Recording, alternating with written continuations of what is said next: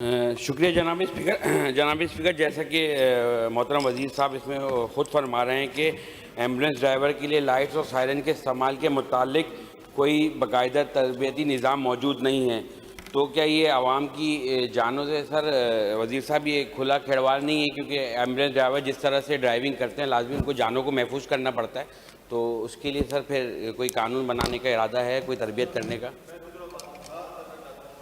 Speaker صاحب کہ یہ کوشچن آپ نے ٹرانسپورٹ ڈپارٹمنٹ سے پوچھا، یہ ٹرانسپورٹ ڈپارٹمنٹ کا کوشچن ہے نہیں. بیسیکلی یہ کوشچن ہے ٹریفک ڈپارٹمنٹ کا.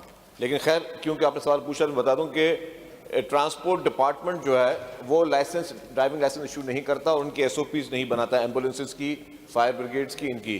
تو جو ڈپارٹمنٹ پیرنٹ ڈپارٹمنٹ اگر ایمبولینس ہیلتھ ڈپارٹمنٹ کا تو ان کو یہ بتایا جاتا ہے کہ آپ نے سائرن اور لائٹ تب چلانی ہے جب کوئی ایمرجنسی ہو.